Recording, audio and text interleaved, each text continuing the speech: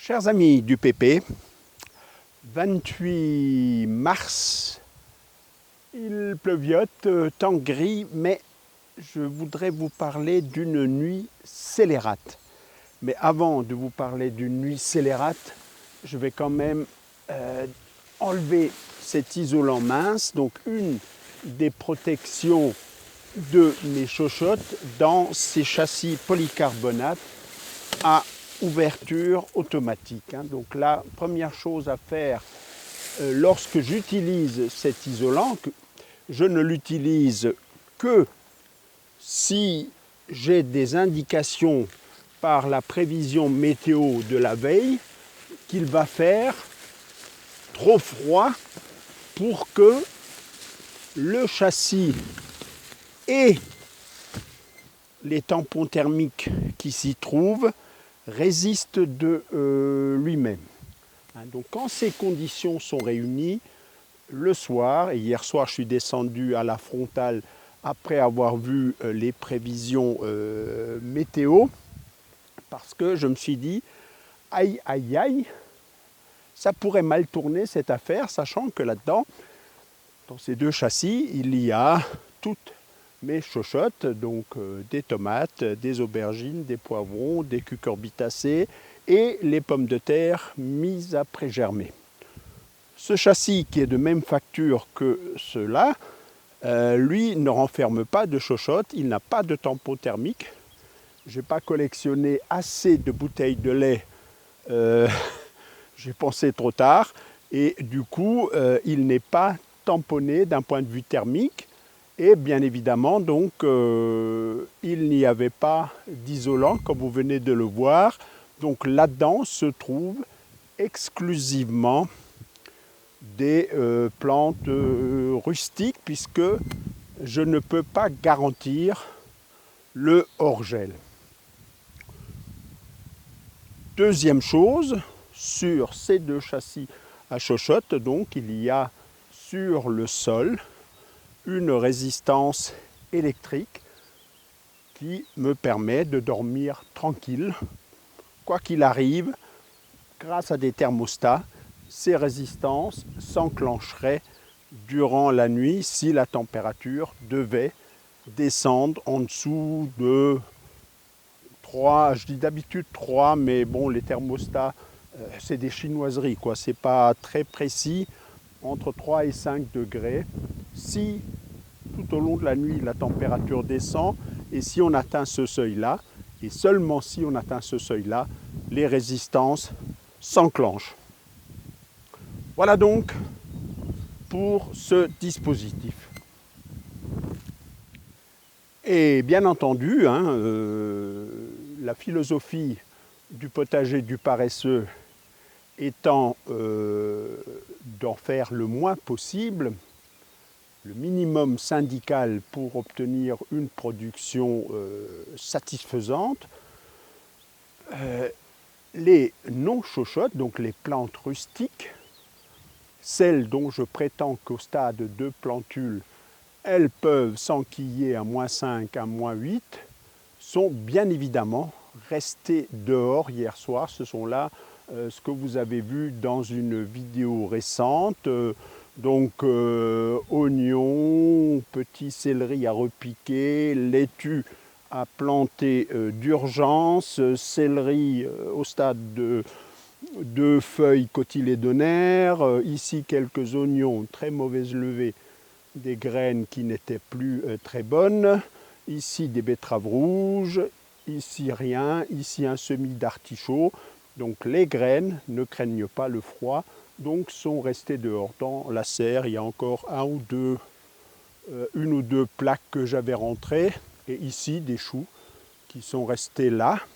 Donc toutes choses qui affolent beaucoup de jardiniers et qui, moi, ne m'affolent pas. Jardinier du paresseux, première question qu'on se pose, est-ce que ce que j'ai l'intention de faire, sous l'effet de plein de choses, sous l'effet des modes, sous l'effet d'une lecture idiote, sous l'effet de ma peur, de mon angoisse, est-ce que ce que j'allais faire est véritablement nécessaire pour découvrir que 3 fois sur 4, c'est juste sans kikiner pour rien. Quand on connaît les résistances au froid d'un certain nombre de plantes et quand on sait que les petites plantules sont biologiquement plus résistantes que les grandes plantes bien développées, ben le soir on va se coucher tranquille même si la météo annonce une température négative. La température négative arrivée, il aurait pu neiger là-dessus, hein. Comme il a neigé en Haute-Loire, on a frôlé la neige à 500 degrés, là, à 500 mètres sur les sommets. Il aurait pu neiger là-dessus. Ces plantes s'en foutent. Donc voilà un tout petit peu l'état de la situation. Et donc on va faire le point sur les températures atteintes cette nuit. Alors qu'est-ce que j'appelle nuit scélérate ? Alors, c'est une situation météorologique qui, au printemps, chez moi ici, se produit un certain nombre de fois. Pas très souvent, mais quand même. Hein. Donc 3, 4, 5 fois. Il faut s'attendre à la situation suivante. Pendant 2, 3 jours, plus parfois, des fois 8 jours, 10 jours, il fait gris. Pas de réchauffement, ni du sol, et dans mon cas, je vais ouvrir, mais le minimum, je vais vous montrer ces bouteilles noires remplies d'eau qui font tampon thermique. Donc je me retrouve avec, après une période où ces tampons n'ont pas chauffé. Donc le soir, mes bouteilles d'eau qui devraient être chaudes, qui auraient dû se recharger dans la journée, ne se sont pas rechargés d'un point de vue thermique. Premier élément. S'il fait gris jour et nuit, pas de problème. Là, tout à coup, dans la nuit, à 5 heures du matin, quand cette zone grise et humide, il commence à pleuvoir là, quand cette zone est arrivée, sur mes sondes, les températures extérieures, intérieures, enfin plutôt extérieures, pardon, sont drastiquement remontées. Donc quand il fait gris jour et nuit, pas de problème, mes tampons ne chauffent pas, mais la nuit ça se refroidit quasiment pas ou peu, on passe de plus 12 à plus 5, donc pas de problème. Et puis il y a la situation qui s'est présentée hier soir, tampon thermique froid, pas de chaleur et tout à coup, au moment du repas du soir, là, ça se dégage. Ciel clair. Coup d'œil sur la météo, plus 2 annoncé à Strasbourg-Ensheim, qui est plus bas, qui est une température météorologique, donc à 2 mètres du sol, donc plus élevée que ma température aura des pâquerettes et aura de tous les légumes. Donc, je me suis dit, aïe, aïe, aïe, aïe, aïe, voilà une nuit scélérate qui se prépare. Et donc, ni une ni deux, après le repas, frontal, je mets ces isolants pour éviter que la chaleur ne sorte, ce qui m'oblige ce matin à sortir très tôt pour remettre de la lumière aux plantes, parce que sinon, ça reste comme ça. Une nuit normale où je ne crains pas les gelées, ça reste comme ça le matin, je ne fais rien. Là, je vais partir pour une conférence en France dans l'après-midi. Demain matin, je ne serai pas là. Je sais que mon système s'occupera et gérera, sauf si c'était une nuit scélérate. Et qu'est-ce que ça a donné alors cette nuit scélérate?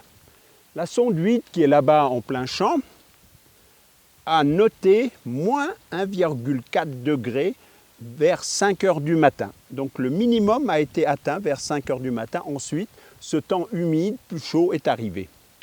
Et donc on était déjà à plus 3,3 à 6 heures du matin. En 1 heure, dégager les masses d'air froides arrivée des masses d'air plus chaudes et humides, basculement complet de la météo. Mais vous voyez que si j'avais eu des chochottes dehors, comme les rustiques que vous venez de voir, à moins 1,4, ça passait peut-être, mais ce n'est pas certain. La sonde 1 qui est dans la serre, elle a enregistré moins 0,3. Une fois de plus, la serre n'est pas une bonne protection contre les gelées, même si c'est un magnifique outil de forçage qui permet de produire tôt des légumes qui traîneraient dehors. Parce que dans la journée, ça va accumuler de la chaleur et la température va monter. La sonde 5 dans ce châssis, elle a, j'allais dire culminé, mais culminé c'est vers le haut, donc elle a plongé à plus 5,1 vers 5 heures du matin. Dans le châssis juste derrière la sonde 6, elle a noté plus 4,4, toujours vers 5 heures du matin avant la remontée. Donc ce sont les deux châssis couverts d'isolant et tamponnés par des bouteilles, même si ces bouteilles n'étaient pas chaudes hier soir. Et la sonde 7, dans le châssis polycarbonate là-bas derrière, sans tampon, sans isolant, sans résistance de sécurité, a noté plus 2,6 à 5h45 du matin.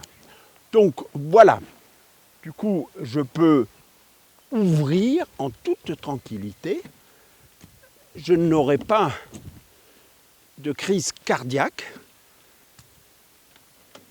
Voilà, mes tomates, mes courges, mes courgettes, mes pommes de terre, c'est tout ce qu'il y a là-dedans, se portent très très bien. Je vais rapprocher la caméra pour que vous ayez un coup d'œil vous aussi.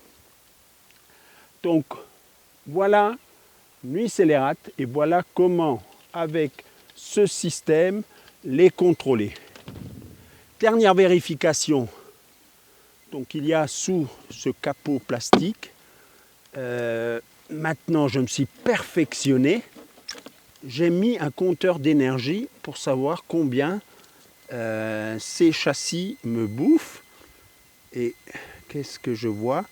2 kWh 35, sachant que hier soir c'était à 2,12.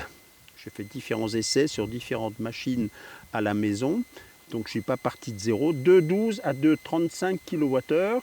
On va arrondir 0,2 kWh.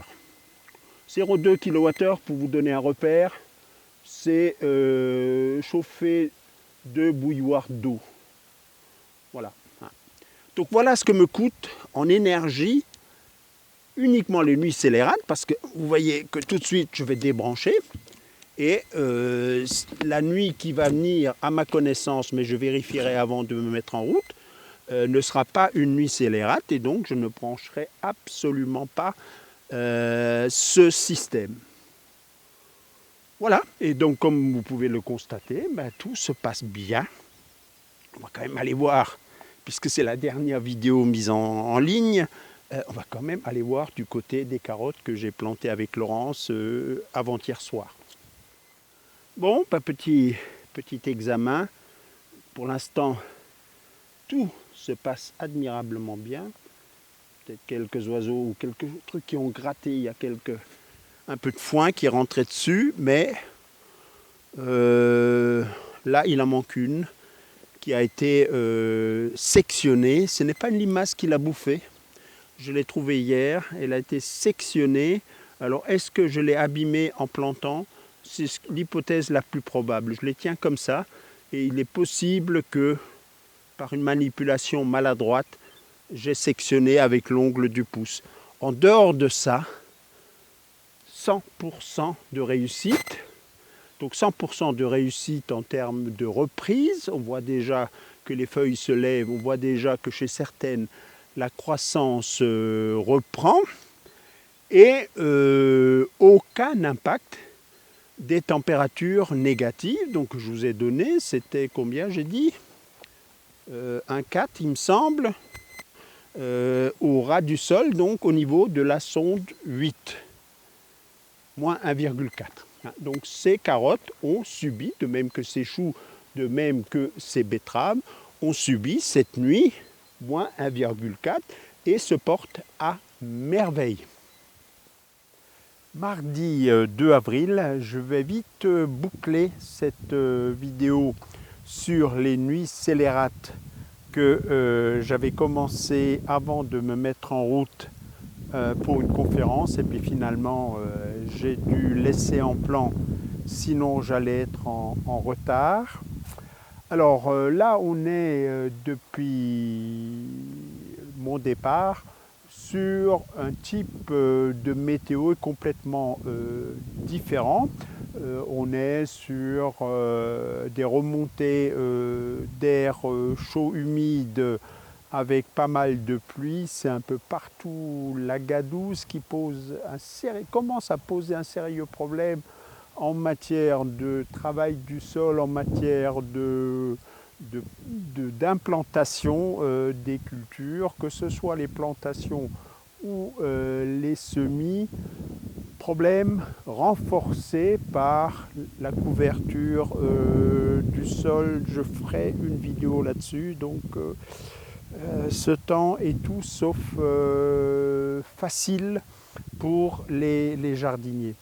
Donc nuit scélérate dans la nuit du jeudi au vendredi, déjouée comme je viens de vous le montrer, puis ensuite, et pour les 15 jours qui viennent, il n'y a pas de prévision de nouvel épisode de ce style-là. Nous sommes sur un flux d'air doux, des ciels, là on est en ciel de traîne, ça veut dire qu'une dépression est partie, la prochaine va se pointer dans très peu de temps.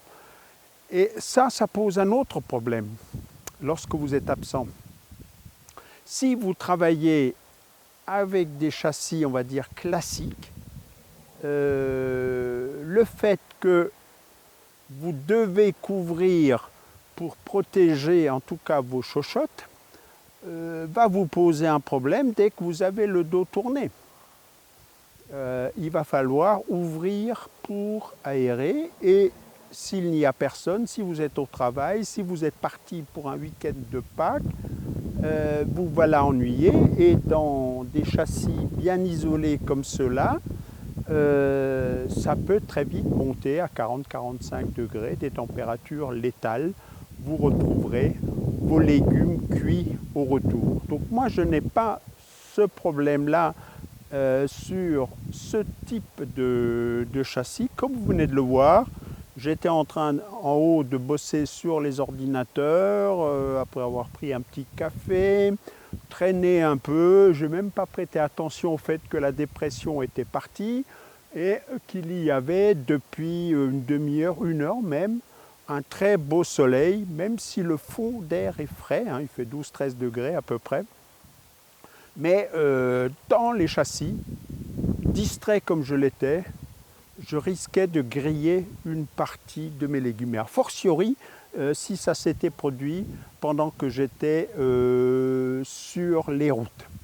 Et là, donc, ce système que j'ai évoqué dans une vidéo lorsque je l'ai mis en place, hein, ce système à ouverture automatique est aussi un système à fermeture automatique. Je dis toujours à ouverture automatique, mais le bon côté est que n'importe quand, s'il fait moins de 25 degrés, les vérins se relâchent et ça se ferme automatiquement. Si je pars à Strasbourg chez mes enfants, ils m'invitent à manger, je rentre à minuit et qu'il faisait 12 degrés ou 8 degrés, parce que ça se sera rafraîchi cette nuit, 8 degrés à partir de 20 ou 21 heures, et ben mes châssis se seront fermés automatiquement et auront gardé mes plantules au chaud.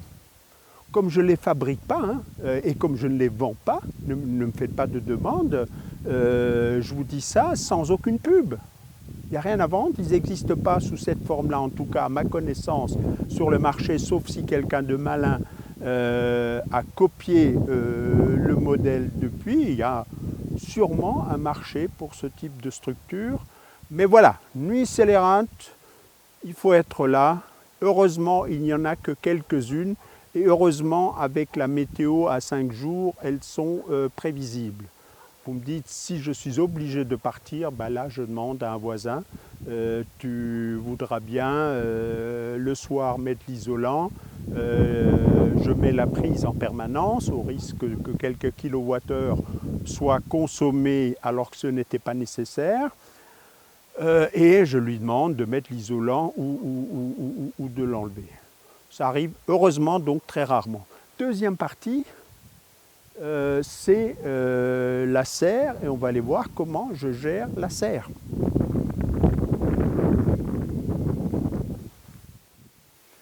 Alors la serre c'est très simple puisque donc la serre n'est pas une structure qui me permet de lutter efficacement contre les gelées et par conséquent il n'y a pas dans la serre, sauf expérience agronomique sur les limites de tel ou tel légume, donc sauf quand je fais exprès de mettre certaines plantes en situation de stress pour que la sonde m'enregistre la température et pour que je vois si ça résiste ou pas.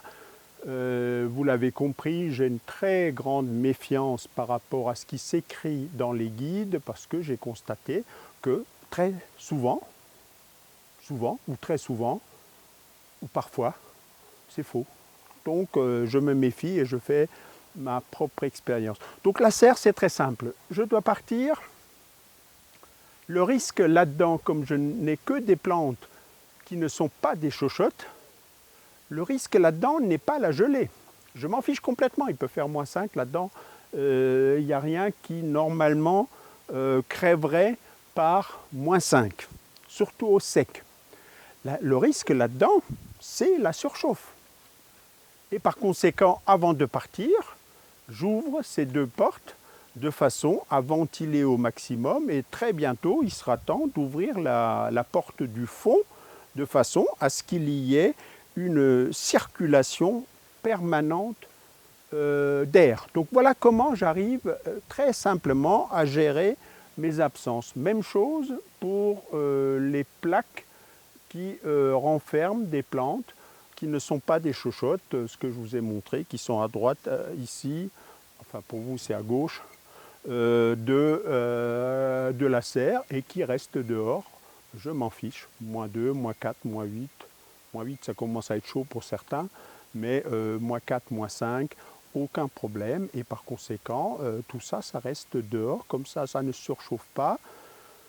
Je veille à ce que ce soit trempé avant de partir. Ben là, il pleuvait, donc ce n'était pas un sujet. Et voilà, c'est pas plus compliqué de ça. Je reviens au thème de cette vidéo, sauf ces fameuses nuits scélérates qu'il faut voir venir. Il faut avoir les yeux rivés sur la météo le soir et être sur place pour pouvoir mettre en branle les deux sécurités qui chez moi peuvent sauver la mise, donc cet isolant mince et en dernier recours la résistance électrique. Si je ne suis pas là, il faut que je demande un coup de main à mes voisins. Allez, ce sera tout sur les nuits scélérates et la gestion des absences dans un potager au printemps. Ciao et à une prochaine. Alors bien sûr, ce ne serait pas une vidéo du potager du paresseux, en tout cas une vidéo correcte, normale du potager du paresseux, s'il n'y avait pas une petite entourloupe, une petite déviation à la fin. Les carottes que j'ai repiquées récemment, très majoritairement se portent bien, sont enracinées, sont reparties, sont en train déjà de grandir, mais les limaces rôdent dans les parages et donc j'ai mis en place ce que j'appelle des pièges à limaces, des feuilles de choux qui vont disparaître là, ou des restes de salade. Là c'était des frisées, une des dernières frisées que j'ai cueillies avant-hier et que j'ai préparées. Donc il y a forcément des trognons, des choses comme ça. Et je sais que Les limaces, si elles ont le choix entre quelque chose qui commence à se ramollir, à pourrir, telles ces feuilles de chou, telles ces salades riches en certains alcaloïdes, les frisées, quand elles commencent à monter, elles deviennent très vite très amères, signe de quelques substances de type alcaloïde dont raffolent les limaces, comme elles raffolent des champignons vénéneux que vous trouvez parfois complètement rongés en forêt. Et donc je leur donne ce qu'elles aiment. Elles veulent se shooter avec des alcaloïdes. Ben voilà des alcaloïdes. Vous voulez manger une espèce de soupe de feuilles de chou ramollies, et ben voilà des feuilles de chou bien ramollies, bien molles, bien puantes que vous aimez. Allez là-dessus. Et du coup, elles négligent mes carottes. Hier matin, j'avais des visiteurs, je leur ai montré ces pièges sous chacun de ces petits tas. Du coup, je ne peux plus vous le montrer. Il y avait 3, 4 limaces qui m'attendaient tranquillement parce qu'elles sont à l'abri du soleil, elles ont la bouffe, il y a tout ce qu'il leur faut, humidité, bouffe. Heureux, sauf qu'ils ne m'avaient pas vu venir par derrière pour les réguler. Réguler en termes clairs en début de saison, ça veut dire pour les zigouiller. En début de saison, malheureusement, tous les auxiliaires qui peuvent m'aider ensuite à contrôler les populations de limaces, qu'il s'agisse d'insectes tels les carabes, qu'il s'agisse d'animaux dits à sang-froid, tels que les orvets, les crapauds, qu'il s'agisse même du mammifère tel que l'hérisson qui roupille encore parce qu'il n'a pas encore perçu qu'il faisait assez chaud. Donc tous ces auxiliaires qui m'aident à récolter les limaces, pour l'instant, à réguler les limaces, pour l'instant ne sont pas très efficaces, voire ne sont pas là, voire roupillent encore, voire ne sont pas nés s'agissant d'insectes. Et par conséquent, vous ne pouvez pas espérer avoir en début de saison une bonne régulation, même s'il y a quelques musaraignes là-haut qui me font le boulot dans la serre. Mais j'ai l'impression qu'elles préfèrent se tenir au sec dans la serre plutôt que de traîner ici le soir. Alors des charges, il y a mon chat qui rôde aussi, donc voilà, c'est complexe tout ça. Voilà, je régule les carottes à 2 pertes, 3 pertes près. Se portent comme des charmes. J'ai plus de dégâts sur des choux là-bas parce qu'il y a cette zone qui pour l'instant n'est pas encore remise en ordre. Il y a beaucoup de verdure, où il y a beaucoup de déchets de cuisine qui traînent. Donc là, c'est un peu un réservoir à limaces, d'où elles viennent par le côté et m'ont quand même assez significativement attaqué l'un ou l'autre chou. Pour les carottes, tout semble bien parti et là c'est ciao à une prochaine.